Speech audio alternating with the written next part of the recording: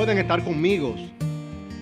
Pueden estar conmigo en la carta de Pablo a los Colosenses en el capítulo 1.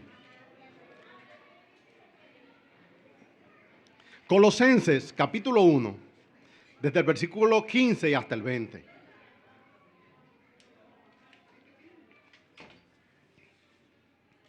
Mientras buscan su Biblia, hermanos, los anuncios son los regulares, pero el Señor en este año va haciendo de una cosa a la otra. Y cada vez que Él hace algo nuevo, uno piensa que es lo más grande. Y el Señor hace cosas nuevas todos los días. Este fin de semana tuvimos unos 12 varones de nuestra iglesia, participamos juntos en una conferencia. Y fue algo glorioso. No había sucedido antes, hermano. El Señor nos permitió ahora ir. Y estuvimos ahí viernes y sábado disfrutando de estar juntos, de ser edificados en la palabra del Señor. No, esto no es regular. Los regulares son los que ya lo estoy obviando, pues son los de siempre. Estos son cosas extraordinarias que el Señor hace. Y fue algo glorioso. Solo lo destaco, hermano, para que no dejemos solamente pasar las grandes cosas que el Señor va haciendo en este año. Que el Señor lo siga haciendo. Pueden buscar sus Biblias, carta de Pablo a los Colosenses, en el capítulo 1 estaremos leyendo desde el 15 y hasta el 20 para mostrar desde aquí la supremacía de Cristo sobre todas las cosas. Es la palabra del Señor en Colosenses capítulo 1 desde el versículo 15. Dice así la Sagrada Escritura. Mostraremos desde aquí la supremacía de Cristo sobre todas las cosas. Dice así la Escritura. Él es la imagen del Dios invisible, el primogénito de toda creación, porque en Él fueron creadas todas las cosas, las que hay en los cielos y las que hay en la tierra, visibles e invisibles, sean tronos, sean dominios, sean principados, sean potestades. Todo fue creado por medio de Él y para Él. Y Él es antes de todas las cosas, y todas las cosas en Él subsisten. Y Él es la cabeza del cuerpo, que es la iglesia. Él que es desde el principio, el que es el principio, el primogénito entre los muertos, para que en todo tenga la preeminencia. Por cuanto agradó al Padre que en Él habitase toda plenitud, y por medio de Él reconciliar consigo todas las cosas, así las que están en la tierra como las que están en los cielos, haciendo la paz mediante la sangre de su cruz. Pueden sentarse, mis hermanos. Hoy tengo el gozo y el privilegio de predicar de cosas muy grandes. Tengo ya unas semanas exponiendo Colosenses y les confieso que yo quería llegar ahí. Todo en Colosenses apunta a Cristo. Y dentro del libro, esta es la cúspide de toda la escritura de esta carta. Pablo, desde la prisión, está pastoreando la iglesia por medio de una carta, y todo lo anterior había sido una introducción para llegar hasta ese punto. Reconozco que es un texto denso y me gusta que así sea. Yo estoy resuelto, hermano, a encontrar el gozo de mi salvación. Y he entendido que uno debería pagar el precio para que la salvación de uno tenga aquello que la palabra del Señor dice que eso produce en el corazón del creyente. Gozo, plenitud, seguridad, confianza, regocijo. No es sencillo. El paradigma de nuestros días es mantener las cosas sencillas al nivel más básico. Un minimalismo en todas las cosas. El espíritu de nuestra época es el minimalismo. Lo menos necesario, lo más simple posible. Condénsalo. Es un minimalismo en el arte, es un minimalismo en la arquitectura. Los edificios ya no dan gusto. Paredes, muros sin decorado alguno. Cristales aluminio, frío. Los libros, tipo de literatura, es sumamente digerida. Te dicen así mismo los editores, no, es que la gente ya no es como antes. Las personas hay que darle las cosas muy básicas. De hecho, decía un editor que si quieres llegar a una gran audiencia, deberías pensar que estás interactuando con un niño de 7 años. Ay, hermano querido, en cuanto a la exposición de la escritura, se quiere tratar siempre a los adultos como si fueran párvulos. Yo estoy persuadido que la palabra del Señor es densa y que el pueblo del Señor necesita encontrarse con esta palabra densa y hacer el esfuerzo. Ejercitar el músculo del discernimiento. Pues haciendo ese esfuerzo y pagando ese precio, encontrarás tu gozo.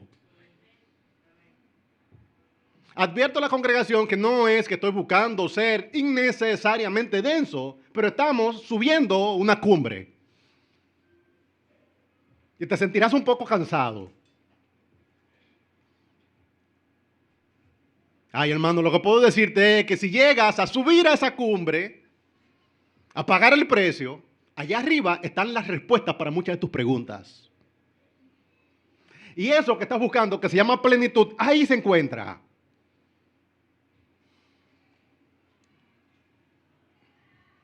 Me dicen, no lo compliques, di solamente lo que sea absolutamente necesario. No, es complicado. Nuestro problema ante Dios es sumamente complicado. Este es el conflicto de los siglos y el conflicto de los siglos se resuelve, se soluciona en la cruz de Cristo. Y sería yo un tonto, un necio, si le predicara a la congregación asuntos sencillos, ligeros, fáciles de entender para problemas que son muy grandes. El problema que hay en esta tierra, en esta creación, tiene dimensiones cósmicas. Es un problema titánico. Yo prefiero predicarte cosas densas y que hagamos el esfuerzo, aunque entienda que hoy probablemente tú no comprendas esto en la totalidad, pues yo tampoco lo comprendo en la totalidad. Sigo luchando. Dámelo así, el evangelio, tan complejo como parezca, y que el Señor nos ayude. Y a través del tiempo yo espero que estas preciosas verdades produzcan en tu corazón sosiego, descanso, gozo, satisfacción, plenitud. Hay cosas que realmente son complejas, como nuestra gran necesidad de salvación y nuestra gran salvación, nuestro gran Salvador, que es Jesucristo. Jesús es el Señor. Pero una cosa es afirmar que Jesús es el Señor y otra cosa es interiorizar las implicaciones de que Jesús realmente sea el Señor. Yo estaré mostrando hoy que Jesús es el Señor de la creación y que Jesús es el Señor de la iglesia. Pero que el señorío de Cristo, interiorizarlo en nuestro corazón, va a requerir tiempo. Veo que aún la persona de Jesús ha sido simplificada, reducida, a un punto tal que Cristo ya no impresiona. La gente dice, Él es tu amigo, Él es mi amigo. Él es el Señor. Y el Señor te puede llamar a ti, el amigo. Y es una gran concesión. ¿Entiende esto? Tratar a Cristo como que Él es mi amigo Jesús no es el camino para tener gozo en tu salvación. Tú deberías referirte a Cristo como el Señor del cielo y de la tierra. El que tiene el dominio sobre todas las cosas. Y Él que es el Señor sobre todas las cosas, que genere su impresión en ti. Y cuando Él genere su impresión en ti, entonces vas a tener la seguridad de tu salvación. Ay, si Cristo es solamente tu amigo no te salva. Y vas a buscar tu Salvador en otra parte. Le pido al Señor hoy que me dé gracia y recursos para hacer la presentación a la altura que Él merece. Mostrar que Él no está al nivel de nosotros, que Él es mucho más grande. Interesante que en este texto frecuentemente se dice Él. No nosotros. Él. Él es.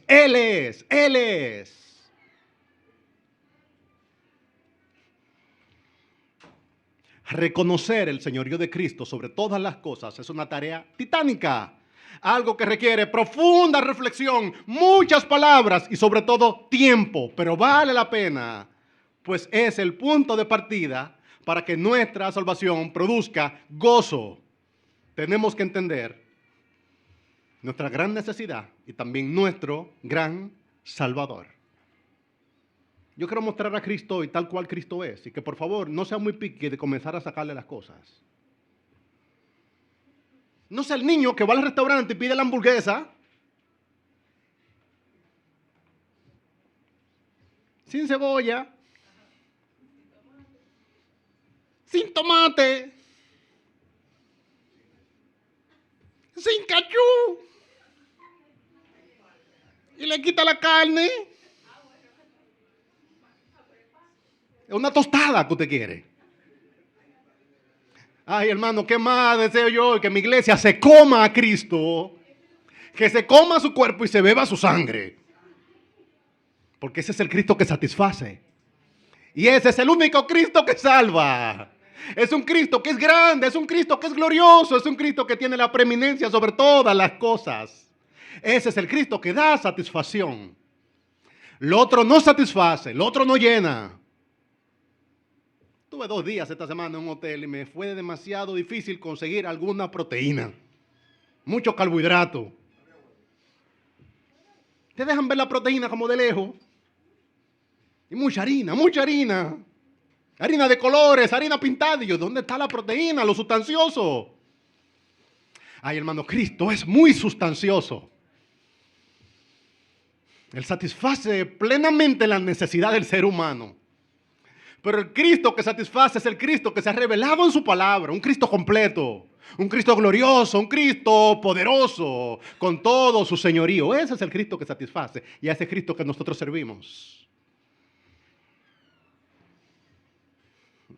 Los hombres hoy quieren un Cristo sin poder, sin deidad, sin autoridad, un Cristo sin perfección, un Cristo que no juzgue, que se parezca a ellos.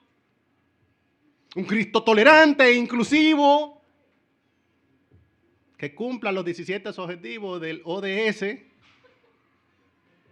No. Cristo, como se reveló a nosotros, Él no esperaba que tú le entiendas la primera vez. De hecho, todavía los discípulos de Cristo que caminaron con Él, vivían conociendo a Cristo años después. Y yo le pregunto, pero tú caminaste con Él 3 años, ya tú le conoces. No. Me faltará vida para conocerle. Si tú piensas que conociste a Cristo, vuelve a ver las Escrituras. Probablemente tu nivel de entendimiento de tu Salvador todavía no es tan grande como podría ser.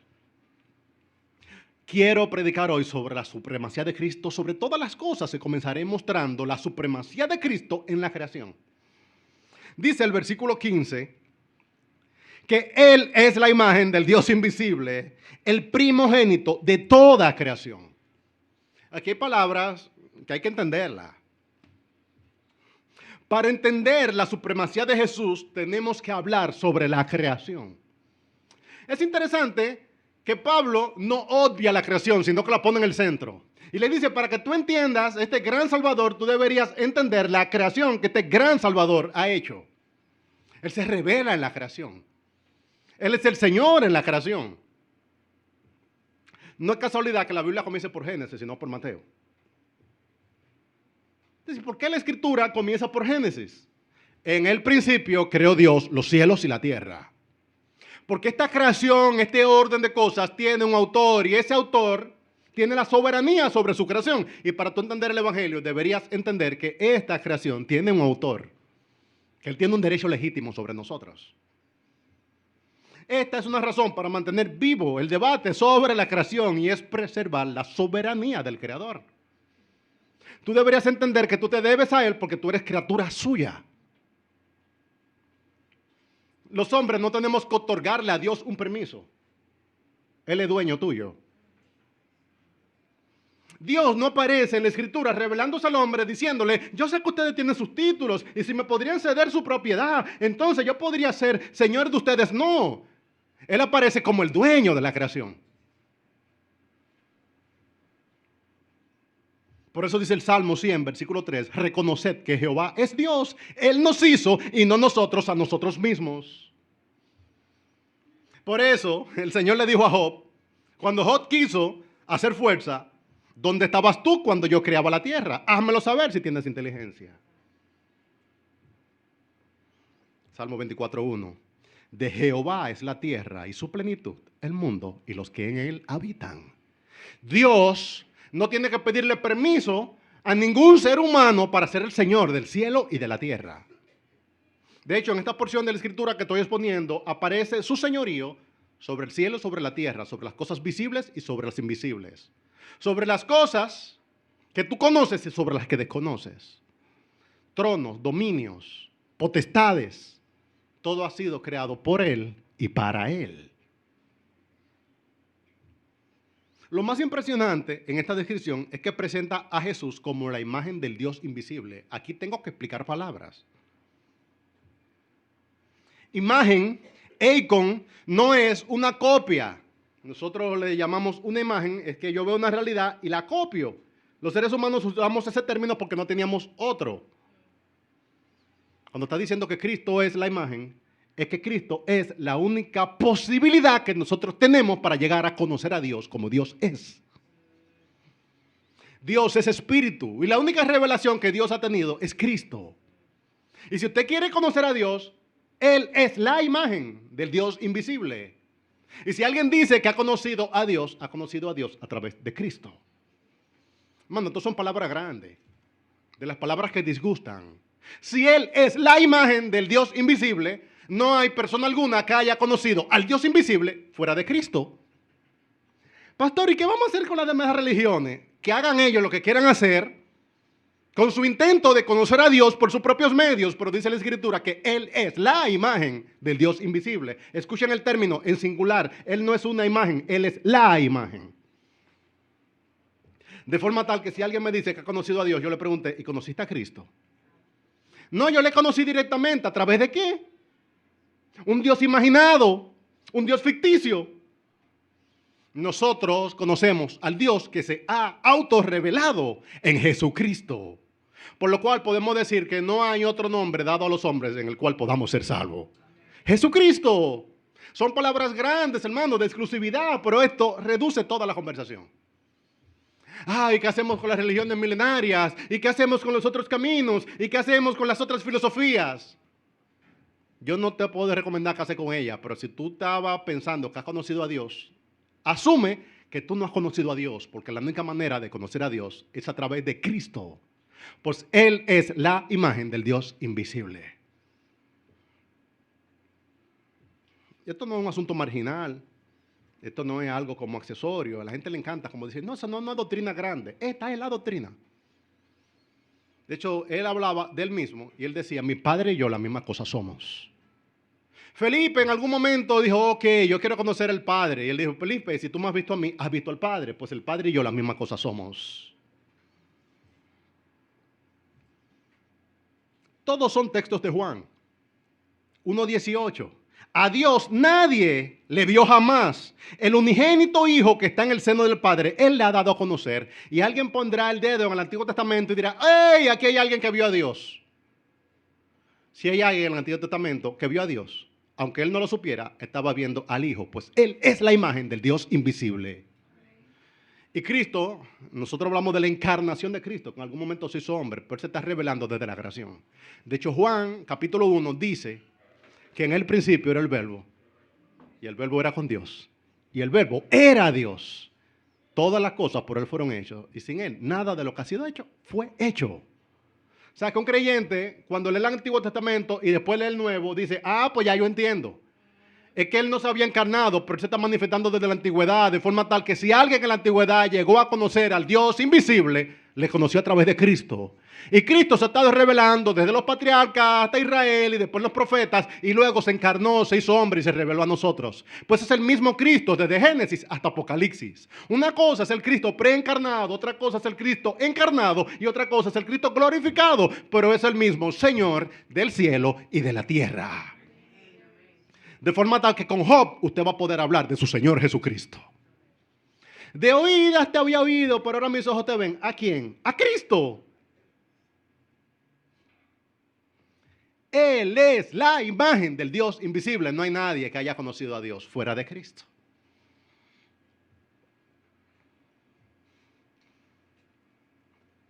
El término no alude a algo visual principalmente, sino a algo esencial. No es una representación visual. Es un asunto moral, es un asunto de persona, es un asunto de carácter, es un asunto de voluntad.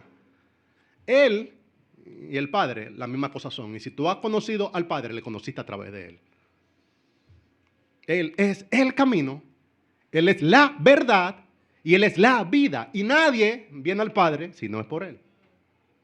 Ay, hermano, por favor, descuente eso y no pierda el tiempo. Si alguien le dijo a usted que ha conocido al Padre, usted le dirá, si tú has conocido al Padre, le conocerás a través de Cristo. Y Cristo objetivamente le conocemos. La gente vive en estos dilemas porque dice, si yo tengo un Dios subjetivo, abstracto, etéreo, entonces yo puedo servir a Dios a mi manera. Ahora, si Dios se ha revelado a través de Cristo, Cristo no es etéreo, Cristo es visible, objetivo, Señor del cielo y de la tierra, y Él reclama tu obediencia. ¿Ven cómo es que opera el mundo? El mundo te dice, yo conocí a Dios, pero no a través de Cristo, de forma tal que si yo conocí a Dios directamente, entonces yo no tengo que hacer la voluntad de Él que se reveló en Cristo. Y yo te diré, la única manera de conocer a Dios es a través de Cristo. Y si tú has conocido a Dios, estás obedeciendo al Señor Jesucristo. De hecho, Él es que juzga todas las cosas. No, tú no sabes, yo tengo una relación con Dios que nadie conoce. Y mi relación con Dios es muy particular. Juan 5:22, porque el Padre a nadie juzga, sino que todo el juicio dio al Hijo. La gente no quiere servir a Cristo, sino que quiere servir a un Dios etéreo, impersonal, inoloro, incoloro, pasivo. Jesucristo no es pasivo, Él es el Señor del cielo y de la tierra. Y Él no solamente espera que usted le reconozca como Dios, sino que usted le obedezca como Dios. Si el Dios que usted ha estado sirviendo es el Dios de las corazonadas no esperan obediencia de la criatura. Si el Dios que usted ha estado sirviendo es el Dios de la imaginación no te hace que tú quieras obedecer. Ahora, si usted dice que conoció a Dios y verdaderamente le conoció a través del único camino que podemos conocer a Dios, que es Jesucristo, pues Él es la imagen del Dios invisible, Jesucristo requiere tu obediencia. Y no te puedes quedar pasivo o asumiendo que tienes una relación con Dios. Si tú tienes una relación con Dios, es a través de Cristo. Y si es a través de Cristo, se espera tu obediencia. Ven, hermano, que le digo que es una subida, que no es sencillo. Pero una subida que da satisfacción. Si tú llegas allá arriba, te vas a encontrar con Cristo. Todo su señorío. Y Él tiene la respuesta, y Él tiene la satisfacción, y Él tiene la plenitud.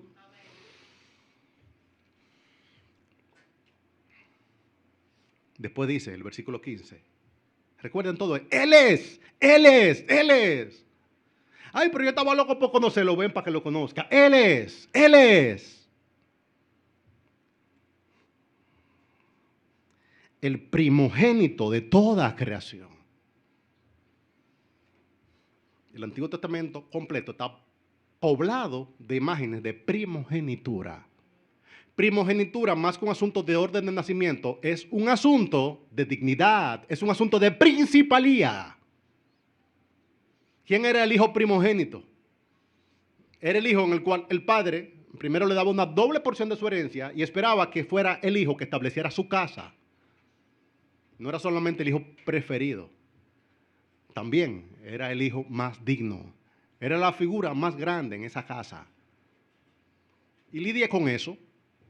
Ay, todos los hijos son iguales. Like.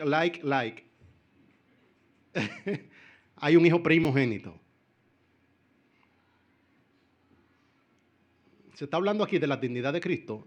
Y en cuanto a la creación, dice, Él es el primogénito. En la creación no hay nadie que sea más relevante, más importante, más digno que Él. No hay nada de lo creado que sea más valioso que el Creador mismo. El término alude a una principalía, no necesariamente a un orden. Testigos de Jehová y otras religiones han querido utilizar este texto que se habla de la principalía de Cristo, de su supremacía, para decir que Él es un ser creado. Lo que se anula, pues en el 17 también dice, y Él es antes que todas las cosas. O sea que Él no es un ser creado. Él no tiene principio ni tiene final, pues Él es Dios. Lo que te está diciendo es que cuando tú comparas al Creador con la criatura, el Creador tiene una principalía Y es el problema de los hombres, que nosotros adoramos a lo creado, pero no adoramos al Creador. Y todo el mundo se quiere sentir consternado, emocionado, ante un ocaso, un amanecer, ante las nubes, ante un paisaje. Pero no llega a concluir que si existen nubes, si existen ocasos, si existen amaneceres, es porque hay un Dios que tiene control de su creación. Lo que te está diciendo es que Él es lo más digno que tus ojos pueden ver. Que Él tiene una gloria especial, que Él tiene un valor especial, que a Él es que tenemos que atesorar. El primogénito era atesorado de forma tal que el Señor le pedía, hey, eso que ustedes atesoran tanto, dénmelo a mí. Y nos está mostrando del Antiguo Testamento que atesorar cosas es algo valioso, pero lo más valioso que nosotros podemos atesorar es a Cristo. Cuando a un hombre se le moría su primogénito, ese hombre se sentía destruido. Ay, hermano, no pierda la dignidad que tiene Cristo y que debería tener en tu corazón. Atesora a Cristo sobre todo lo demás, es lo que te está mostrando. Él es muy digno, Él es muy grande, Él es muy valioso, extremadamente importante.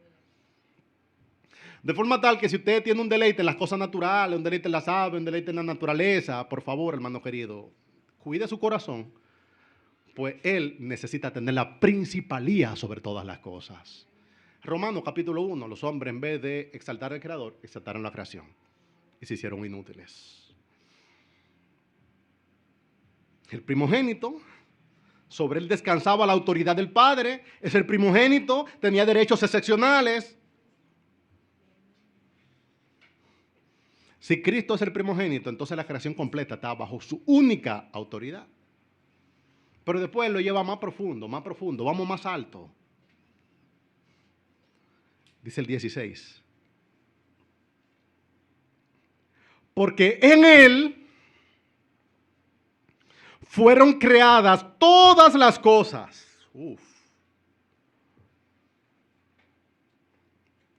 Todas, realmente todas.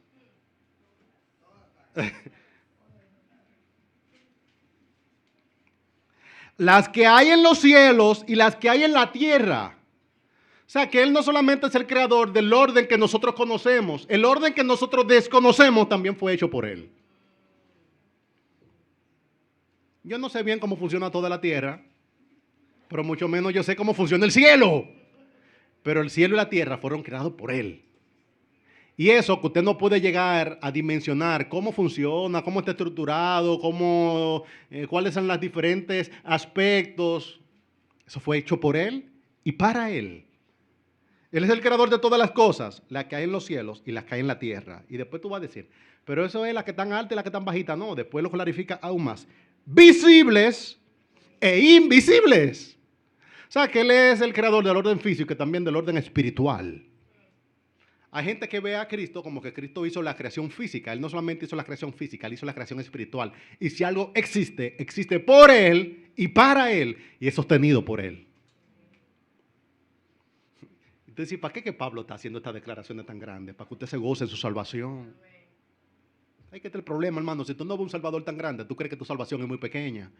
Pero si tú te das cuenta a quién fue que nombraron para que sea tu Salvador, tu representante ante Dios, entonces tú te vas a sentir seguro. Yo no quiero que Jesús sea mi amigo que me salva, no, yo quiero que Él sea el Señor. Porque cuando yo esté en la presencia de Dios y vea su rostro de aquel que es 3 veces santo, yo no quiero decir que aquí está mi amigo que viene conmigo, en el bolsillo chiquito. No. Yo quiero que mi Salvador sea aquel que hizo el cielo y la tierra, lo visible e invisible.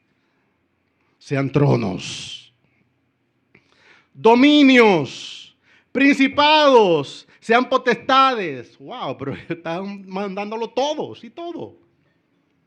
Todo fue creado por medio de Él y para Él. Wow. Lo material y lo inmaterial. Lo visible y lo invisible. Miren, la creación está compuesta a grandes rasgos, hermano. Hablo como un Lego. Pero lo que he podido inferir de aquello en lo cual yo he sido opuesto, que se llama la creación está compuesta por objetos, por leyes y por conceptos. Este orden de cosas en el cual nosotros nos movemos, todo fue hecho por Él. Él hizo lo que existe como objeto, pero al mismo tiempo Él hizo las leyes que gobiernan las cosas que existen. leyes que todavía nosotros estamos tratando de inferir. Eso es la ciencia. ¿Qué es la ciencia? Es el esfuerzo del hombre de tratar de inferir cómo funciona este mundo tan complejo que ha sido creado por él y para él. La gente quiere decir que no, los cristianos somos anticientíficos. Anticientíficos no. Nosotros somos los que servimos a aquel que hizo las leyes que ellos están tratando de inferir. Lo que no hacemos es adorar la ciencia. Nosotros adoramos al creador de la ciencia. Nos gozamos en que existan leyes. Objetos. Eso es más fácil porque tú puedes decir el sol, la luna, las estrellas, la arena del mar, el agua, todo fue creado por él. Los objetos son más fáciles. El cuerpo humano y sus órganos. Y la complejidad que tienen cada uno de esos elementos, a nivel molecular, a nivel atómico, a nivel de composición, todo ha sido creado por él y para él. Y cuando encontramos un telescopio, debimos habernos gozado en lo grande que él era. Y cuando inventamos el microscopio, también debimos habernos gozado en lo grande que él era. ¿Sabes las cosas que el Señor ha hecho que tú y yo no vemos? Hay territorios todavía en este planeta que nosotros no conocemos y él ya está gozándose en su creación. El océano ha sido más explorado hacia arriba que hacia abajo. O sea, que sabemos más del espacio sideral que lo que sabemos del océano. Y el océano fue creado por él y para él. Él fue que te salvó, hermano. Yo no estoy haciendo aquí el ejercicio de Nat Geo, de exaltarte para que te sientas sobrecogido y que, wow, Discovery Channel y demás. No, yo te estoy mostrando quién es tu Salvador. Para que deje de estar diciendo, Jesús es mi amigo. Y diga, Él es el Señor del cielo y la tierra. Y tengo el gozo de que Él me llame a mí amigo. Ese es el Dios que satisface. Un gran Salvador. La gravedad fue creada por Él y para Él. Y este asunto, ¿y por qué funciona la gravedad? ¿Usted ha pensado, hermano, que no ha habido avería en la gravedad? Esto funciona con estabilidad. No hay intermitencia en el sol. Y que, ay, hoy no prendió. Oh, wow. Parece que hay una avería. No hay avería.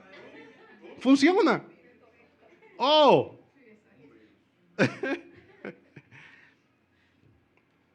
Las leyes de la termodinámica. Le llaman las leyes del movimiento de Newton. De Newton, de verdad. De verdad. De Newton. Ajá. Inercia, fuerza, acción y reacción. De Newton. ¿Y quién es Newton? Newton más o menos entendió cómo esto funcionaba, pero él no es el creador.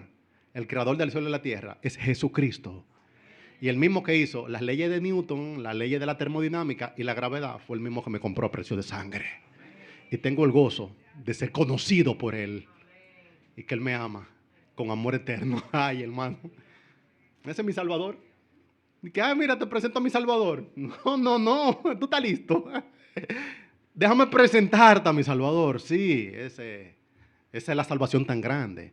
Por eso la Escritura, ay de mí si descuidar esta salvación tan grande. Él no solamente hizo objetos y leyes, Él también hizo conceptos. Y cosas que nosotros no podemos definir objetivamente, nosotros podemos percibirlas conceptualmente. El concepto de dominio, el concepto de autoridad. ¿Por qué existe el concepto de autoridad? Porque Él nos enseñó, Él nos hizo a su imagen. Y Él tiene un concepto de lo que es autoridad. Dignidad, algo tan etéreo como dignidad. ¿Y por qué decimos que tú eres un ser humano digno? ¿Qué es lo que es ser digno? Es un concepto que Él hizo, un valor superior. Esto es más digno que aquello. Concepto de rendimiento, de crecimiento, de propiedad. Todo fue creado por Él y para Él. Y alguien va a decir, no, Dios no hizo el banco. Él no hizo el banco, pero Él hizo un concepto de propiedad, de forma tal que tú puedes decir que algo es tuyo o no es tuyo. El concepto de rendimiento y aumento lo hizo Él. Y sobre todo Él hizo el hombre que inventó el banco.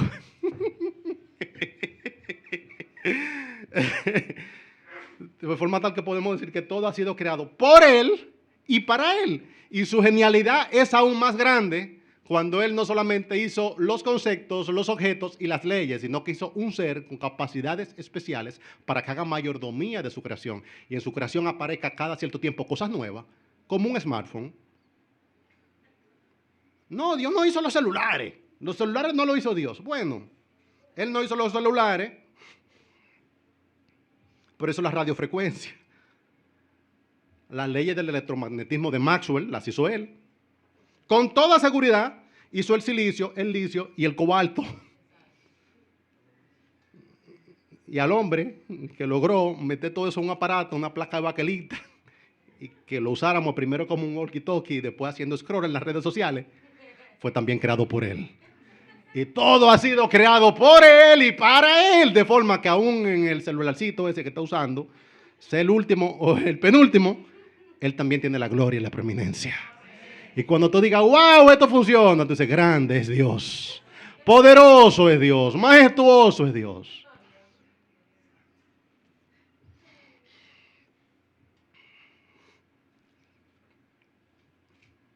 Gobiernos, diferentes sistemas de gobierno, algunos mejores, otros peores.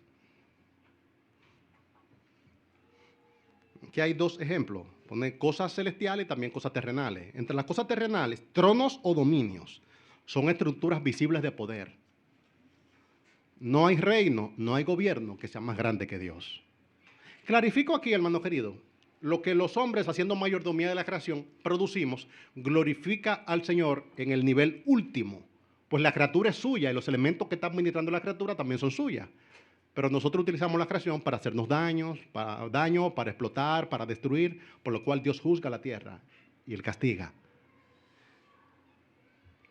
No, los reinos de esta tierra no siempre han glorificado a Dios, pero el hecho de que existan reinos ha traído gloria a Dios. Y cuando Salomón en su grandeza aumentó la gloria del reino de Israel, estaba aumentando la gloria del Dios que hizo tronos, reinos, dominios, potestades. ¿Pueden entender esto? No significa que todo lo que hizo Salomón era bueno. Pero por lo menos la Escritura da testimonio de 7 grandes reinos que se engrandecieron con el poder del Señor, haciendo mayordomía de la creación, y después terminaron sus propios regentes dándole la gloria al único que es grande. Usted ve a Israel con relación a Egipto y pareciera que Israel eran una gente, eran un ovejero, acostumbrado a cosas rupestres, cosas muy básicas. Egipto era grande, tenía literatura, pirámides, tenía Faraón. El Señor se reveló a Faraón, rey de Egipto. Y cuando el Señor se reveló a Faraón, rey de Egipto, Éxodo 9, 27. Entonces Faraón envió a llamar a Moisés y a Aarón y les dijo, he pecado. Jehová es justo y yo y mi pueblo impíos. Orad a Jehová para que cesen los truenos de Dios y el granizo y os dejaré ir y os no detendré más. Aquí hay uno que es grande, que es Faraón, que está reconociendo que hay alguien que es más grande que Faraón. De forma tal que si hay tronos, dominios, todo ha sido creado por él y para él. Faraón llegó hasta donde Dios le permitió engrandecerse. Y uno ve los reinos y dice, wow, pero que son muy grandes. Grande es Dios. A Nabucodonosor, rey de Babilonia, ¿sabe cómo le llamaba? Mi siervo. Y tú dices, ¿cómo que le llama a Nabucodonosor mi siervo? Porque Nabucodonosor no hará ni más ni menos lo que yo le permita. Daniel 4, 34 al 35. Mas al fin del tiempo, yo, Nabucodonosor, alcé mis ojos al cielo y mi razón me fue devuelta y bendije al Altísimo y alabé y glorifiqué al que vive para siempre, cuyo dominio es sempiterno y su reino por todas las edades. Ese fue el que me salvó. Todos los habitantes de la tierra son considerados como nada y Él hace según su voluntad en el ejército del cielo y en los habitantes de la tierra y no hay quien detenga su mano y le diga, ¿qué haces? Ese es el gran Nabucodonosor dando testimonio de mi gran Salvador. ¿Sabe, hermano, por qué tú y yo no nos gozamos más de nuestra salvación? Porque todavía estamos mirando a Egipto y a Babilonia. El Señor le decía a su pueblo, deje de estar mirando a Egipto y a Babilonia, mírenme a mí, que yo soy el grande. Darío, rey de Persia. Dice Darío, de parte mía es puesta esta ordenanza, que en todo el dominio de mi reino todos teman y tiemblen ante la presencia del Dios de Daniel. Porque Él es el Dios viviente y permanece por todos los siglos. Y su reino no será jamás destruido y su dominio perdurará hasta el fin. Eso era Daniel que lo estaba diciendo, no. Ese era Darío, rey de Persia. Y dice Darío, Él salva y libra y hace señales y maravillas en el cielo y en la tierra. Él ha librado a Daniel del poder de los leones. Ese es mi Dios, ese es mi Salvador. No, pero eso era Darío que tuvo un avivamiento. Después vino Ciro. Ciro, ese nunca dijo nada. ¿Qué dijo Ciro? En el primer año de Ciro, rey de Persia, para que se cumpliese la palabra de Jehová por boca de Jeremías, despertó Jehová el espíritu de Ciro, rey de Persia. ¿Cómo que despertó Jehová el espíritu de Ciro, rey de Persia? Es que Ciro no es más grande que Jehová. Él es un muñequito en la mano de un Dios demasiado grande. Y mi Salvador está despertando el espíritu de Ciro para que Ciro diga y haga lo que él quiere que haga. Ese fue el que me salvó a mí. El que usaba a Ciro como si Ciro fuera un títere. Jehová despertó el espíritu de Ciro, rey de Persia, el cual hizo pregonar de palabra y también por escrito por todo su reino, diciendo: así ha dicho Ciro, rey de Persia, Jehová, el Dios de los cielos, me ha dado todos los reinos de la tierra y me ha mandado que le edifique casa en Jerusalén, que está en Judá. Dice Ciro, edifícame. Son muchas las palabras, hermano. Es que grande es mi Salvador. Porque en Él fueron creadas todas las cosas, las que hay en los cielos y las que hay en la tierra, visibles e invisibles, sean tronos o sean dominios. El Señor muestra grandes reinos en el Antiguo Testamento. La gente dice, ¿para qué Él muestra esos reinos? Porque es Israel la historia. La historia no es la historia de Israel. La historia de Dios. Y la soberanía de Dios sobre todos los pueblos. Sennacherib, rey de Asiria. El profeta Ezequías oró delante de Jehová diciendo: Jehová, Dios de Israel, que moras entre los querubines, solo tú eres Dios de todos los reinos de la tierra. Tú hiciste el cielo y la tierra. Inclina, oh Jehová, tu oído y oye. Abre, oh Jehová, tus ojos y mira y oye la palabra de Sennacherib, que ha enviado a blasfemar el Dios viviente. En verdad, oh Jehová, que los reyes de Asiria han destruido las naciones de sus tierras y que echaron al fuego sus dioses, por cuanto ellos no eran dioses, sino obra de mano de los hombres, madera o piedra, y por eso lo destruyeron. Ahora pues, oh Jehová, Dios nuestro, sálvanos, te ruego, de tu mano, para que sepan todos los reinos de la tierra que solo tú, Jehová, eres Dios. Sobreabundo, hermano, y perdóname que sobreabunde, tengo que sobreabundar. Nínive estaba lejos de Israel. Ellos pensaban que estaban sueltos. Que no, nosotros estamos aquí. Ellos es allá, que tienen jurisdicción. Aquí no. Aquí soy yo. A ese no le sabemos ni siquiera su nombre. Yo lo conocemos como el rey de Nínive. Ahora yo conozco a Jehová, que humilló al rey de Nínive. Y el rey de Nínive parecía un adolescente delante del Dios de Israel, hermano. Y llegó la noticia hasta el rey de Nínive. Y se levantó de su silla, se despojó de sus vestidos y se cubrió de cilicio y se sentó sobre ceniza e hizo proclamar y anunciar en Nínive por mandato del rey de sus grandes, diciendo: hombres y animales, escuchen esto, dije, hombres y animales, todo el mundo, hombres y animales, bueyes y ovejas, no gusten cosa alguna, no se les dé alimento ni beban agua, sino cúbranse de cilicio. Hombres y animales, y clamen a Dios fuertemente. Y clamen a Dios fuertemente y conviértase cada uno de su mal camino, de la rapiña que hay en hombres y animales, y clamen a Dios, y de la rapiña que hay en sus manos. ¿Quién sabe si se volverá y se arrepentirá Dios y se apartará el ardor de su ira y no pereceremos? Ese era el rey de Nínive. Eso era lo antiguo. Eso era lo de antes, que eran medio torpe. Roma no. ¡Ey, con Roma no! Cuidado con Roma. Roma sí es grande y Jesús es chiquito. Mira, hermano, luchar con Roma no era fácil. Los romanos eran los romanos. Esta gente, un gobernador romano, Cualquiera temblaba ante ellos. Además, está muy reciente aún. Uno conoce la historia de Roma, conoce la... De Roma, hermano, usted puede saber la impresión que generaba un gobernante romano. Y estar ante Pilato hacía que cualquiera temblaba. Pilato, gobernador romano.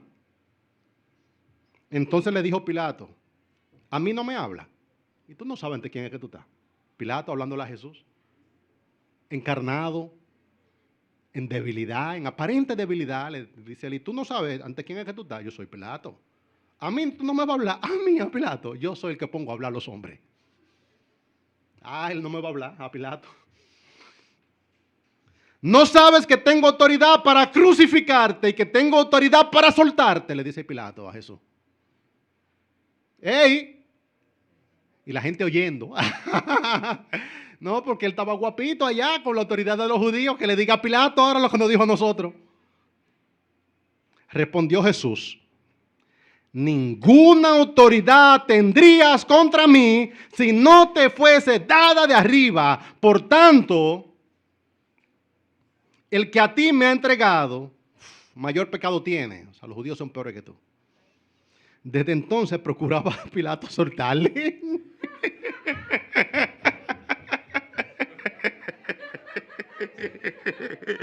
Ay, hermano, desde entonces procuraba a Pilato soltarle. Ajá. Ahí es que dicen en el campo, se le pusieron los huevos a peso. Sí, cualquiera suda. ¿Tú quieres soltarle, Pilato? Ay, hermano, es que él.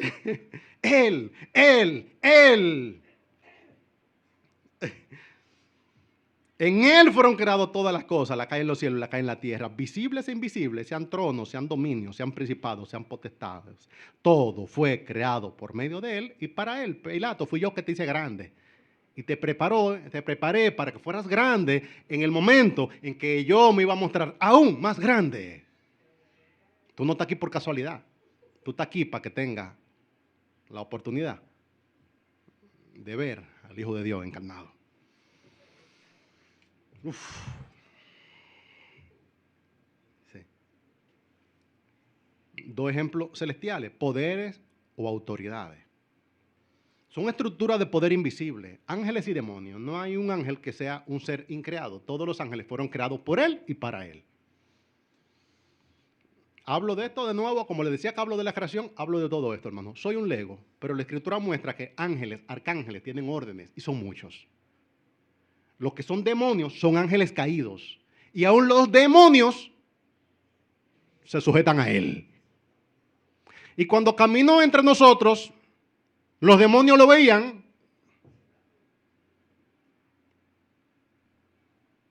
¿A poco la gente habla de los demonios como si fueran como cosas irresistibles?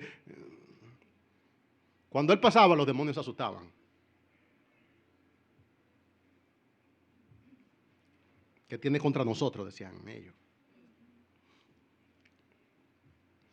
Colosenses 2:15.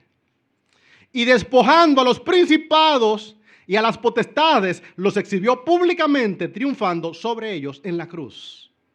También dice Efesios 6:12, porque no tenemos lucha contra sangre y carne, sino contra principados, contra potestades, contra los gobernadores de las tinieblas de este siglo, contra huestes espirituales de maldad en regiones celestes. Yo no sé con precisión cómo funciona el mundo espiritual. Ahora yo sé que así como la gravedad se sujeta a él, las leyes de la termodinámica se sujetan a él y los principios de radiofrecuencia de Maxwell se sujetan a él, yo sé que los ángeles y los demonios se sujetan ante él. De forma tal que la única razón por la cual existen todavía es porque él todavía, en él, subsisten.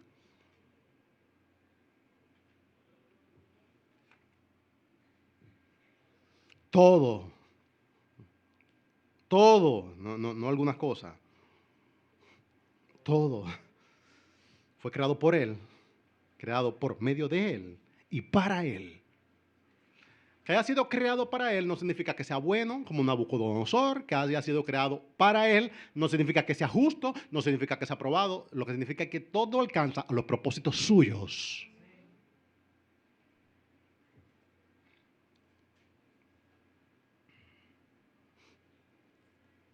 Todas las cosas han sido creadas para Cristo. Todo ha sido creado por Él y para Él. Que las cosas sean creadas para Cristo significa para la manifestación de su gloria. Porque han habido reinos, porque han habido imperios, porque ha habido ciencia, porque ha habido tecnología, porque la ciencia ha aumentado. Porque Él está manifestando su gloria, la capacidad que hay en Él. La gente vive con la tecnología es la magia de nuestros días.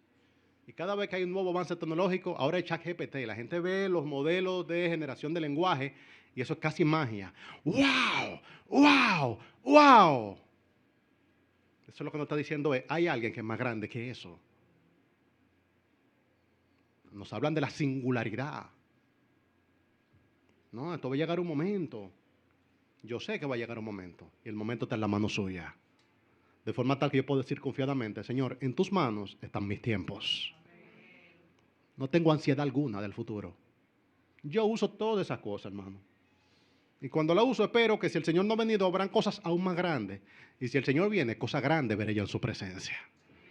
Pero eso de vivir ante la tecnología de un wow al otro, eso lo hago yo en la casa del Señor, adorando al Señor de gloria en gloria. Y cuando el Señor te ve que tus ojos y tu corazón se derriten ante los avances tecnológicos, Él está diciendo, mira mi criatura, aquí volviéndose loco con disparate.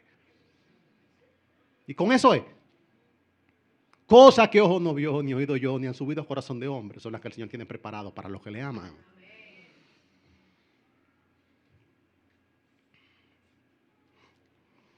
Estaba en la sinagoga un hombre que tenía un espíritu de demonio inmundo, el cual exclamó a gran voz diciendo, déjanos, ¿qué tienen con nosotros, Jesús Nazareno? ¿Has venido para destruirnos? Yo te conozco quién eres, el Santo de Dios. Y Jesús le respondió diciendo, cállate y sal de él. Entonces el demonio, derribándole en medio de ellos, salió de él y no le hizo daño alguno. Se me va y no me le hace daño. Dice el 16 que todas las cosas en él subsisten. Y esto a mí me rompe la cabeza, hermano. Porque si todas las cosas en él subsisten los principados, las potestades, o los ejércitos de las tinieblas, positivos o negativos, todo. Aún el diablo subsiste porque a él se lo permiten. Y ahí la gente dice, ¿y entonces? Pues y entonces, porque la gente quiere mostrar a Satanás como si fuera un ente libre. No, será atado, ¿entiende? La única razón por la cual él opera es porque le han permitido operar. Ahora dígame usted por qué el Señor le permite operar y yo le pediré a usted que me explique las leyes de la termodinámica. El movimiento de Newton. La radiofrecuencia de Maxwell. Hay cosas que nosotros no podemos entender, pero todo ha sido creado por Él y para Él y todas las cosas en Él subsisten. Y la gente dice, ¿y ese gobernador? ¿Por qué el Señor no lo quita? Ay, que quite el Señor. La predicación tiene algo, hermano, cuando habla de lo que está pasando en el tiempo. De aquí a poco eso será ridículo. Pero diréis, ¿por qué el Señor no quita a Maduro? Usted va a escuchar eso en 20 años y va a decir que Maduro. ¿Quién era Maduro? No somos nada, hermano. Nosotros somos polvo y Él es grande. Y Él es el Dios de los siglos, el Dios de los tiempos. La gente dice, ay, pero si Dios es bueno, ¿por qué Él permite que esto? ¿Y por qué Él permite lo otro? No cuestiono a Dios, que eso es lo que Job quiso hacer. La única razón por la cual la creación, que es un sistema armónico, sigue en pie es por su poder. Los científicos han descubierto que la armonía que hay en la creación, esos son micras. Y que una pequeña varianza, un asunto, un poquitico, eso podría tener proporciones cósmicas. Y cómo esto todavía no ha implosionado, cómo esto todavía no ha colisionado, porque Él sostiene todas las cosas. Y usted se levanta y sale el sol y se pone el sol y todavía el aire se respira. Porque por la misericordia suya, alabado sea el nombre de nuestro Salvador. ¿Por qué persiste el imperio? Por su voluntad. Fenómenos naturales. Ay, hermano, por favor, me rompe la cabeza. Pero no hay huracán que se forme sin el consejo de Dios. No hay virus que emerja sin el consejo de Dios. No hay enfermedad sin el consejo de Dios. De forma tal que nosotros humildemente recibimos todo eso como la providencia de Dios. ¿Me favorezca o no me favorezca? Lidie con eso. Después dice el 18. Después de mostrarnos la creación, esa es la creación general, la historia general de Dios. Dios también tiene una historia general, y en esa historia Él también tiene la principalía. Después de hablar de la creación, de los poderes espirituales y los terrenales, lo visible y lo invisible, dice Él. Y Él es, siempre Él. Y Él es la cabeza del cuerpo, que es la iglesia. La iglesia es una creación tan especial de Dios que se contrapone a la creación general. Y así como el Señor ha hecho los planetas, hizo las galaxias, el sistema solar, el Señor está haciendo algo especial en Cristo que se llama su iglesia, gloriosa. Y por eso la iglesia es tan valiosa. Hay dos historias, la historia general y la historia de la redención. Y las dos historias están en las manos de Dios. Y en las dos, Él tiene la supremacía, la preeminencia. Y así como Él es el primogénito, el más digno en la creación, al mismo tiempo Él es la cabeza del cuerpo y el cuerpo es la iglesia. Destaco aquí que la iglesia es gloriosa, pero no es más gloriosa que el Señor de la iglesia. Y así como sería idolatría celebrar la creación desconociendo al Creador, sería idolatría celebrar cada iglesia local sin celebrar el Señor de la iglesia local. Aquí no hay nadie que sea más importante que Él, no hay nadie que sea más digno que Él, no hay nadie que merezca la gloria, solo Él. No a nosotros, sino a tu nombre sea dada la gloria. En la iglesia de Cristo nadie se destaca más que Cristo. Y si alguien intenta destacarse, deténgalo usted. Porque uno a veces concede y al conceder afirma, no, a Él. La iglesia de Cristo es una comunidad de adoradores. ¿Adoradores de quién? De Él. ¿Qué hace un predicador? Exaltar a Cristo. ¿Qué hace un cantante? Celebrar a Cristo. ¿Qué hace el pueblo? Exaltar las glorias de Cristo. ¿Para qué existe la iglesia? Para proclamar las virtudes de aquel que nos llamó de las tinieblas a su luz admirable. Si usted va a una iglesia y usted le llamaron la atención hacia un hombre en esa iglesia, hacia el edificio de esa iglesia, hacia los programas de esa iglesia o hacia la gente de esa iglesia, perdieron el rumbo. A Él. Porque todo ha sido creado por Él y para Él, en la creación general y en la creación especial. No hay nadie más digno aquí que Él. Y Él es la cabeza del cuerpo, que es la iglesia. El que es, Él que es el principio, el primogénito de entre los muertos, para que en todo tenga la preeminencia. Él es el más grande. He mostrado la supremacía de Cristo en la creación, la supremacía de Cristo en la redención. Pero tanto en la creación como en la historia de la redención hay un problema. El pecado ha dañado todas las esferas de la creación. Por eso dice la palabra que la creación gime esperando la redención. La creación no funciona bien y la iglesia tampoco funciona bien. Las dos cosas son muy mejorables. Yo no me autoengaño. Que yo tenga el privilegio de ser parte de la iglesia del Señor no significa que la iglesia del Señor sea perfecta. Y que yo sea un ciudadano de esta creación no significa que la creación sea ideal. No muestran los programas, ya no hay telecable, hermano, lo que hay son plataformas de streaming. Pero cuando había cable, los programas del cable nos decían que el problema en la creación era el ser humano. No, los hombres han dañado la creación. Hay un problema aquí más grande que los seres humanos, que viene desde antes. Porque antes de que esta creación se dañara, ya había una serpiente, ya había un diablo, ya había rebelión. Ahora en Cristo están siendo reconciliadas todas las cosas. Por cuanto agradó al Padre, esto en el 19, que en Él habitase toda plenitud. Y por medio de Él reconciliar consigo todas las cosas. Así las que están en la tierra como las que están en los cielos, haciendo la paz mediante la sangre de su cruz. El sacrificio de Cristo en la cruz del Calvario tiene proporciones cósmicas. Es el aquí, es el key de los problemas de la humanidad, es el key de los problemas de la creación. Y es la única esperanza que hay, tanto para la creación general como para la creación especial, que en Cristo sean reconciliadas todas las cosas. ¿Saben por qué en Él pueden ser reconciliadas? Porque solamente en Él hay plenitud. Cualquier cosa que a ti te da deleite, te da un deleite delimitado, un deleite puntual. Las cosas en esta tierra se están dañando. Eclesiastés le llama eso vanidad. Pero en Cristo, porque Él es Dios, está la plenitud. Significa que en Él está el diseño ideal para todo aspecto de la creación y eventualmente lo implementará. La gente vive haciendo pajaritos en el aire para decir cuáles son la solución a los problemas del mundo. La solución a los problemas del mundo es Cristo. Porque en Él hay plenitud y en Él ha querido el Padre reconciliar consigo mismo todas las cosas. En Cristo está la respuesta a todo dilema, grande o pequeño, del ser humano. En Él están las respuestas para toda tu pregunta. Hay cosas que yo no las sé responder, pero yo sé que Él tiene la respuesta, porque Él tiene la plenitud. En Él las cosas son como son. En Cristo está la receta original para cualquier deleite mediocre de lo que nosotros podemos tener en la tierra. ¿Usted ha pensado que cualquier cosa que a usted le da mucha satisfacción, eso puede dar más satisfacción que la que le está dando? Hablemos del dulcito de coco. Es bueno. Pero yo estoy esperando el nuevo dulcito de coco. Con el nuevo paladar.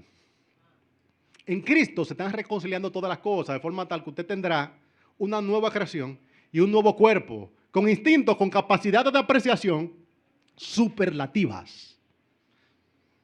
Nosotros nos estamos preparando para una creación ideal y para un paladar ideal, para un tacto ideal, para un olfato ideal, para una vista ideal. En Él hay plenitud.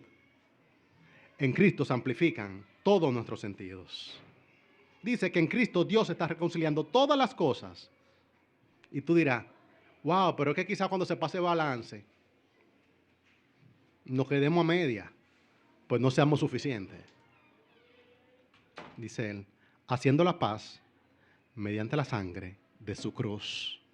En la cruz del Calvario se pagó el precio necesario para que todas las cosas puedan ser reconciliadas en Cristo. Y si en Cristo la creación completa será reconciliada, también puede ser reconciliado tú. Todo esto aterriza en el Evangelio. Si Él tiene el poder en la sangre de su cruz para hacer que este planeta funcione de la manera en que debería funcionar, no tendrá la capacidad de que los pecadores actuemos como deberíamos actuar. Y por medio de Él, reconciliar consigo todas las cosas, así las que están en la tierra como las que están en los cielos, haciendo la paz mediante la sangre de su cruz. ¿Cómo se ve el Evangelio? El Evangelio nos muestra que hubo una creación, pero también hubo una caída. Y en Cristo ha habido redención y eventualmente habrá una consumación. El Evangelio nos muestra que si los planetas en algún momento van a funcionar como deben funcionar, en Él hay poder, en la sangre de su cruz, para reconciliar al hombre que es completamente depravado y pecador con un Dios que es 3 veces santo. La única salida posible al problema que hay en la creación, a los problemas grandes y a los problemas pequeños, entre ellos el problema de tu pecado, es la sangre de Cristo en la cruz del Calvario. Por eso dice la palabra.